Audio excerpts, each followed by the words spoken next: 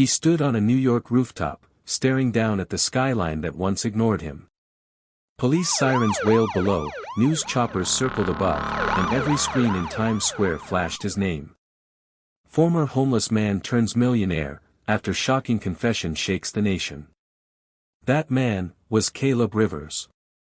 And what the world didn't know was how he did it, or what it cost him. Because his fortune wasn't luck. It was 7 choices, 7 impossible acts that turned a man living under a bridge into a man owning half the city. But by the time he reached the 7th one, someone wanted him dead. Let's go back to where it all began. 3 years earlier, Caleb was sleeping under the Brooklyn Bridge, clutching a torn blanket and an empty coffee cup.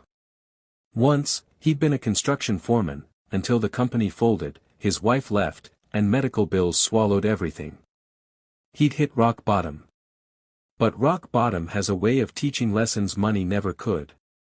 1. He returned a wallet no one else would touch. One icy night, Caleb found a leather wallet lying near a trash can, stuffed with $3,000 cash and a black credit card. No ID. He could have vanished with it. Instead, he waited all night at the same spot. At dawn, a frantic woman came searching. Caleb handed it back. She stared in disbelief.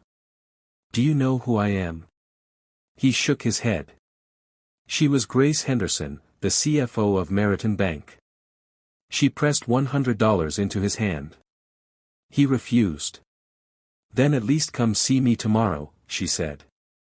He didn't know it then, but that single act planted the seed of everything that came next. 2. He read a book that changed his brain. At the shelter, Caleb found a water-damaged copy of The Richest Man in Babylon. He couldn't sleep, so he read it every night under the streetlight.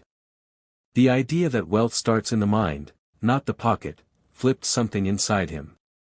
He started writing goals on cardboard scraps. Find job before Friday. Save $1 every day. Smile at strangers. People mocked him. But within a week, a food truck owner noticed his attitude and offered him a cleanup shift. 3. He gave away his first paycheck.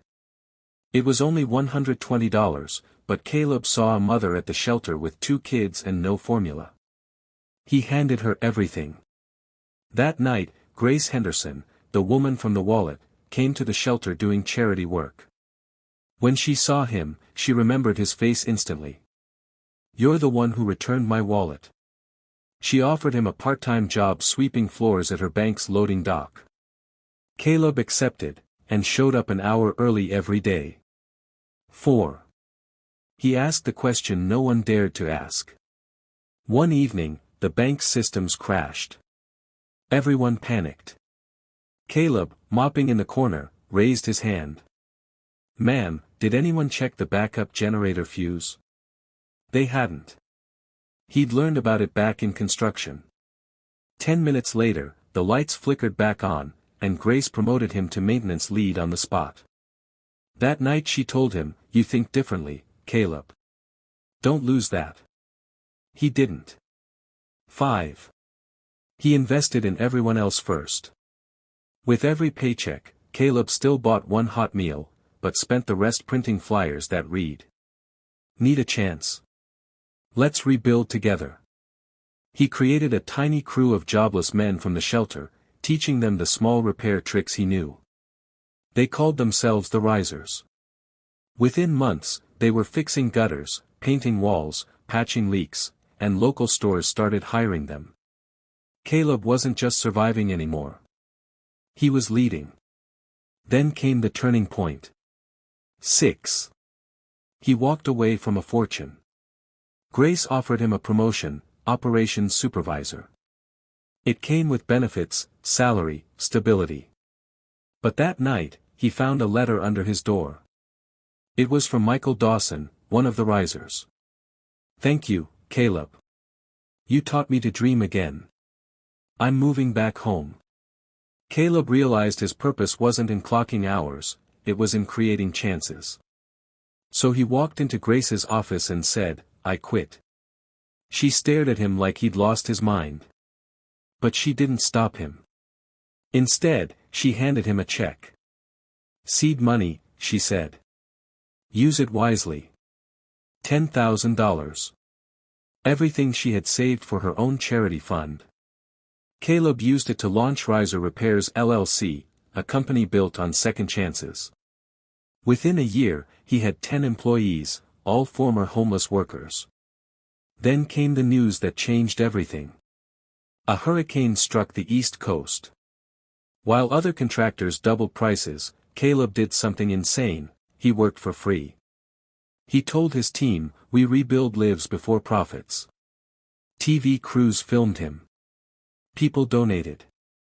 And within weeks, the name Riser Repairs became a national symbol of hope. Money poured in. But with money, came danger. 7. He faced the truth behind his fortune. Late one night, Caleb received a call. It was Grace, panicked. "They're coming for you, Caleb. The bank wants control of your company. They think you're laundering money." He was confused. Then he checked his accounts, and found millions wired in under his name. Anonymous donors. Offshore accounts. It looked criminal, but it wasn't. It was Grace. She'd been moving corporate hush funds into Riser Repairs to expose corruption inside Meriton Bank. She needed someone honest, someone the system would underestimate. Someone like him. But before she could confess publicly, Grace vanished. Some say she fled the country. Others say the bank silenced her. Caleb turned himself in to clear his name, and handed over every document Grace had sent. The FBI cleared him and charged 7 executives. In the settlement, Caleb received $42 million, restitution for being used as a front. He donated half to homeless programs across America. The rest funded free trade schools called the Riser Academies. And that's how the man who once slept beneath a bridge, ended up changing the skyline above it. Reporters kept asking, "What's the secret, Caleb? How did you do it?" He'd smile and say, 7 ways. But only one that really matters: never stop lifting others. If you lost everything today, could you rebuild from nothing?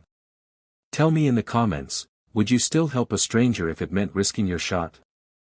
And if stories like this remind you that kindness still pays, subscribe now. Because the next story might just be about your miracle waiting to happen.